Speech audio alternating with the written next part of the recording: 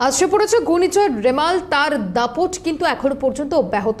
ঝড় বৃষ্টি চলছে এবং আবহাওয়াবিদরা জানাচ্ছেন এই ঝড় বৃষ্টি এখনো অব্যাহত থাকবে এবং বেলা যত বাড়বে ঝড় বৃষ্টির পরিমাণও বাড়বে। ঝড়ের জেরে একাধিক জায়গায় ক্ষয়ক্ষতি হচ্ছে। কলকাতার পুরনো বাড়ির একাংশ ভেঙে পড়ে মৃত্যু হচ্ছে একজনের। অন্যদিকে বিভিন্ন জায়গায় গাছ ভেঙে পড়ে বিপত্তির সৃষ্টি হচ্ছে, রাস্তা বন্ধ হচ্ছে বিভিন্ন জায়গায়।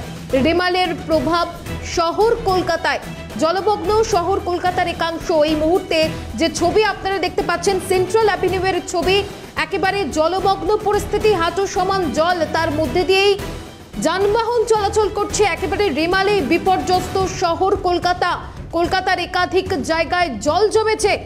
অভিরূপা হাজরা রয়েছে, সরাসরি অভিরূপার কাছে যাওয়ার চেষ্টা করব। অভিরূপা, জলমগ্ন পরিস্থিতি শহর কলকাতার এবং বারংবার এর আগে একাধিক প্রশ্ন উঠেছে নিকাশি ব্যবস্থা নিয়ে। কতক্ষণে এই পরিষেবা স্বাভাবিক হবে এবং পরিস্থিতি কতক্ষণে ঠিকঠাক হবে? দেখো, ক্রমাগত বৃষ্টি পড়ে চলেছে, সকাল থেকেও বৃষ্টির দাপট রয়েছে, রেমালের দাপট রয়েছে শহর কলকাতায়। ফলত জল জমে গিয়েছে শহর কলকাতার একাধিক জায়গায়। আমি একটু দেখানোর চেষ্টা করব সেন্ট্রাল এভিনিউ, আমরা যেখানে দাঁড়িয়ে রয়েছি সেন্ট্রাল মেট্রো স্টেশনের একদম সামনে। সেন্ট্রাল এভিনিউতে জলমগ্ন শহর কলকাতার রাস্তা।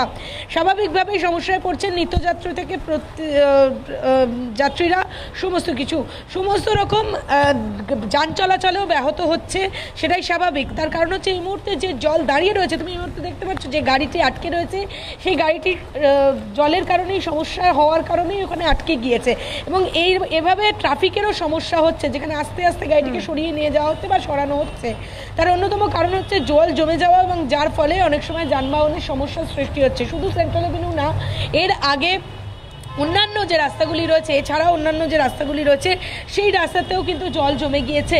উত্তর কলকাতার বিভিন্ন জায়গায় জল জমে গিয়েছে এবং সেন্ট্রাল এভিনিউ জুড়ে মাঝে মাঝে এরকম জল জমার অংশ দেখতে পাওয়া যাচ্ছে। আমরা যে জায়গায় দাঁড়িয়ে রয়েছি এটা সেন্ট্রাল মেট্রো স্টেশনের সামনে, এবং তারপরে একাধিক জায়গায় জল জমে গিয়েছে।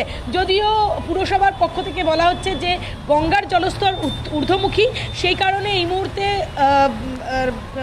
গেট খোলা যাচ্ছে না, লক গেট খোলা যাচ্ছে না, ফলত সেই কারণে জল জমে যাচ্ছে। কিন্তু এক্ষেত্রে জল জমে যাওয়ার কারণে বা জলটা যেহেতু পাস হতে পারছে না, সেই কারণে স্বাভাবিকভাবেই সাধারণ মানুষের অসুবিধার সম্মুখীন হচ্ছেন, এ কথা বলাই বাহুল্য। এবং মেট্রো স্টেশন থেকে যারা নামছেন বা রেগুলারলি যাতায়াত যারা করছেন, সোমবার আজকে সপ্তাহের প্রথম দিন, সেখানে একদিকে বৃষ্টি পড়ছে, অন্যদিকে এরকম জমা জল, সমস্যার সৃষ্টি হচ্ছে। তাছাড়াও যেটা নিকাশির ব্যবস্থার কথা তুমি বলছিলে, নিকাশি ব্যবস্থা কিন্তু এই মুহূর্তে পাম্পিং স্টেশনের মাধ্যমে যে পাম্প করে জল তুলে দেওয়া, সেই ব্যবস্থা কিন্তু এই মুহূর্তে করা হচ্ছে না। আমার ঠিক ডান দিকে যে মেশিন রয়েছে, আমার ক্যামেরা পার্সন শুভজিৎকে দেখাতে বলবো। শুভজিৎ, এই মুহূর্তে যে মেশিনটি দেখাচ্ছে এর মাধ্যমে কিন্তু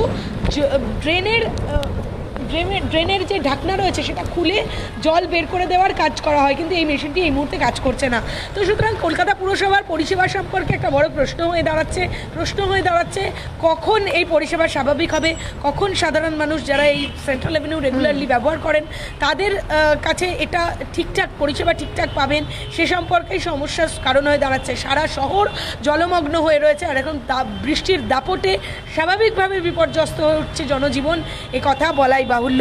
এবং আমি একটু দেখানোর চেষ্টা করব, আমার ক্যামেরা পার্সন শুভজিৎকে বলবো একটু দেখানোর জন্য যে রাস্তা মূলত সেন্ট্রাল এভিনিউ যে ক্রসিং রয়েছে লালবাজারের দিকে, যে ক্রসিংয়ের রাস্তা, সেই রাস্তাতেও কিন্তু প্রচুর পরিমাণে মানুষ অসুবিধার সম্মুখীন হচ্ছেন।